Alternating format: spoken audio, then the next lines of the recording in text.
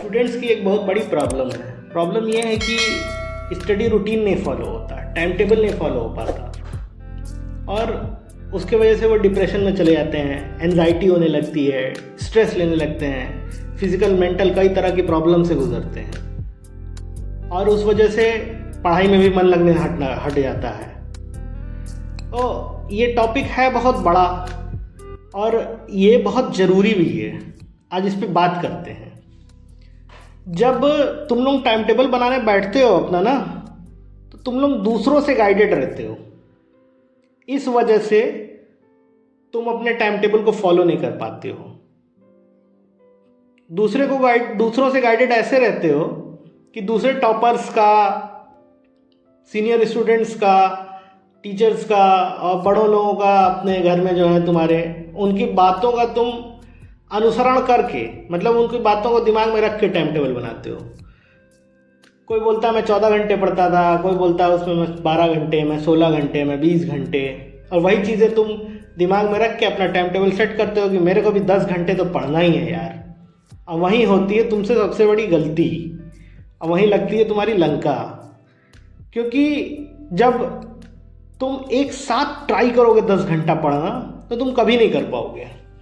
तुमने देखा है, खुद भी किया होगा, बचपन में जब तुम छोटे रहे होगे तो पहले 3 पहिए वाली साइकिल चलाई, फिर 2 पहिए वाली, 2 बैलेंस के साथ, फिर 1 बैलेंस के साथ 2 पहिए वाली, फिर विदाउट बैलेंस 2 पहिए वाली, और उसके बाद धीरे धीरे तुम एक्सपर्ट हुए। तो तुम्हें पढ़ाई में, टाइम टेबल में भी वही चीज़ करना है दोस्त। तुम्हें करना ये है कि तुम्हें कोई टाइम टेबल बनाना ही नहीं है। पहली बात, तुम्हें किसी से कोई गाइडेंस टाइम टेबल बनाने के लिए या स्टडी रूटीन बनाने के लिए नहीं लेना है। तुम्हें अपने खुद की दिमाग की क्षमता को देखना है, अपने दिमाग की कैपेसिटी को देखना, और उस हिसाब से तुम्हें पढ़ाई करनी है। और बताता हूँ करना क्या है आसान तरीके में। आसान तरीके में तुम्हें ये करना है कि तुम्हें रात में एक सोने का टाइम फिक्स कर लेना और सुबह उठने का।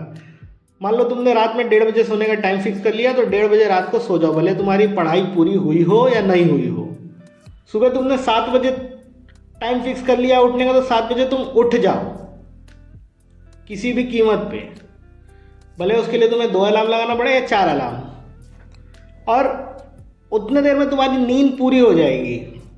1:30 बजे सोओगे, 7, साढ़े 7 बजे उठोगे, तुम्हारी नींद पूरी हो जाएगी। और टाइम, जब सोने और उठने का टाइम के बीच में ये डिफरेंस ज़रूर रखना कि कम से कम 6 से 7 घंटा तुम्हारी नींद हो जाए। मैंने एग्जाम्पल दिया था 1:30 से 7 का, लेकिन एक ये चीज़ रखना ज़रूर कि 6-7 घंटे नींद पूरी हो जाए। उसके बाद सुबह उठने के बाद अपना डेली का रूटीन करो फॉलो। डेली का रूटीन मतलब नहाना वाना, ब्रेकफास्ट करना, बाकी अपना चीज़ें करना, और उसके बाद बैठ जाने का तुम्हें पढ़ाई करने। मान लो तुम 7:30 बजे उठे, 9:30 बजे तक फ्री हो गए सब कर वर के, और बैठ गए तुम पढ़ाई करने। फिर तुम पढ़ाई करने बैठ गए तो तुम्हें कोई चीज़ दिमाग में नहीं लानी है कि इतना घंटे पढ़ना है, कैसे पढ़ना है, क्या करूँ। तुम्हें बस पढ़ते जाना है बिना स्ट्रेस लिए, और तब तक पढ़ना है जब तक तुम्हारा माइंड फेडअप ना हो गया हो पढ़ाई से। ऐसा ना लगने लगा हो यार अब समझ में नहीं आ रहा है। जहाँ ऐसा लगा कि अब समझ में नहीं आ रहा है, या सर भारी हो रहा है, या दिमाग फेडअप हो गया, या आँख चढ़ रही है, वहीं छोड़ दो पढ़ाई। छोड़ के तुम एक डायरी में एक पेज पे ये लिख लो कि तुमने इतने बजे पढ़ाई स्टार्ट की थी, इतने बजे तक पढ़ाई की तुमने, टोटल इतने घंटे हुए। फिर तुम्हें गेम खेलना है, मोबाइल देखना है, व्हाट्सअप चलाना है, फेसबुक देखना है, इंस्टाग्राम देखना है, गाने सुनना है, जो करना है करो। और जब वहाँ से तुम मन भर जाए फिर बैठ जाओ पढ़ने अपना। फिर मान लो तुम अगर 1 बजे बैठे हो पढ़ाई करने, या 12:30 बजे बैठे हो, तो फिर पढ़ाई करते रहो, और तब तक करो जब तक दिमाग फिर से फेडअप ना हो जाए, स्ट्रेस ना आने लगे। और उसको करने के बाद जब स्ट्रेस आने लगे तो छोड़ दो। फिर उसको लिख लो उसी डायरी में कि यार इतने बजे से बैठा था, इतने बजे तक पढ़ाई की, इतने घंटे हुए। और ऐसा तुम्हें पूरा दिन करना है। उसी बीच में तुम्हें लंच भी करना है, तुम्हें जिम जाना है तो जिम जाना है शाम को, तुम्हें डिनर करना है रात का, सब चीज़ें करनी है। और ये सब चीज़ें ना, लंच करना, डिनर करना, और जिम जाना, और घूमना, पार्क जाना, ये सब चीज़ें दूसरे पेज पे लिख लेनी है। इतने बजे से इतने बजे तक लंच किया, इतना टाइम हुआ, इतने बजे से इतने बजे तक डिनर किया, इतना टाइम हुआ, जिम गया इतना टाइम, घूमा इतना टाइम, फ़ोन देखा इतना टाइम। अब मान लो तुमने ये दोनों चीज़ें कर ली। रात में 1:30 बजे तुमने सोने का टाइम फिक्स किया है, 1:15 मतलब 1:15 पे तुम उठाओ अपनी डायरी और देखो, कैलकुलेट करो तुमने कितने घंटे पढ़ाई की है, कितने घंटे तुमने इधर उधर की चीज़ों में वेस्ट किया।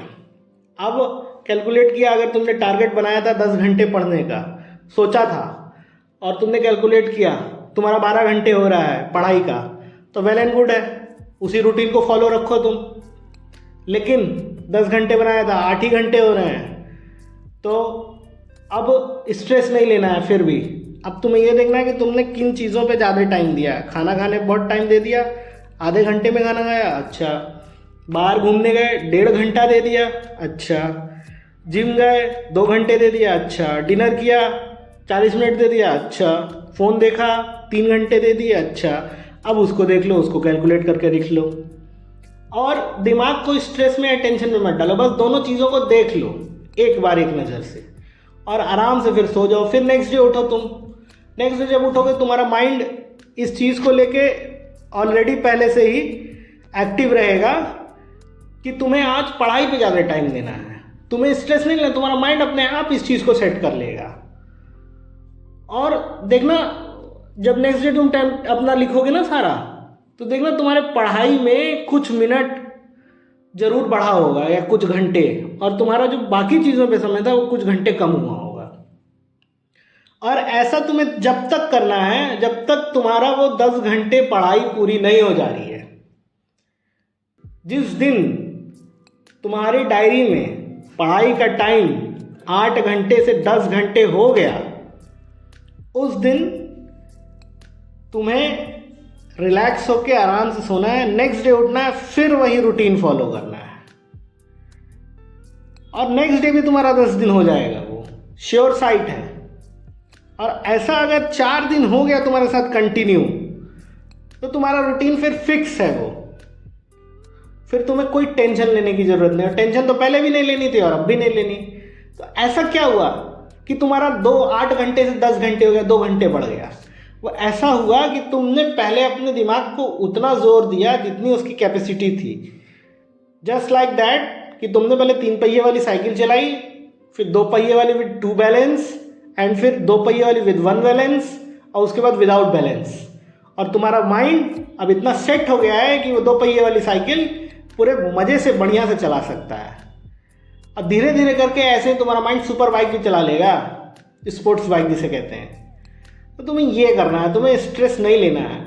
और ऐसे में तुम्हारा माइंड कभी तुम्हें फिजिकल या मेंटल किसी तरह की प्रॉब्लम में भी नहीं डालेगा। तुम रिलैक्स रहोगे, पढ़ाई भी करोगे, तुम्हारा मन भी लगेगा, तुम्हें समझ में भी आएगा। और जो लौंडे बोलते हैं ना, यार मैं पढ़ता बहुत हूँ लेकिन मुझे याद नहीं होता, उनकी भी प्रॉब्लम दूर हो जाएगी। इसलिए क्योंकि वो पढ़ते हैं लेकिन कंफर्ट नहीं देते अपने पढ़ाई को, कंफर्टेबल वे में नहीं पढ़ते हैं। वो सिर्फ पढ़ते हैं अपना कोटा पूरा करने के लिए, कोरम, कि 10 घंटे पढ़ना है तो पढ़ना है, भले समझ में आए या ना आए। और जब मैं जो बता रहा हूँ उस तरीके से करोगे तो तुम्हारा माइंड कंफर्ट में रहेगा, कंफर्ट जोन में कंफर्टेबल रहेगा, तो तुम्हें कोई दिक्कत ही नहीं होगी।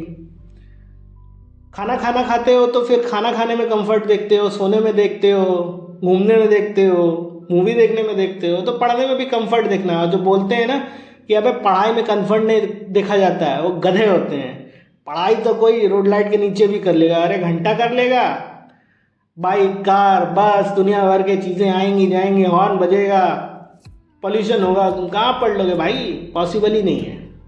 तो कंफर्ट लेवल में, कंफर्ट जोन में आके पढ़ाई करनी है, और ऐसे पढ़ोगे तो पक्का तुम्हारा टाइम टेबल सेट हो जाएगा एक दिन अपने आप, बिना सेट किए, और तुम अपनी सारी चीज़ें अचीव कर जाओगे।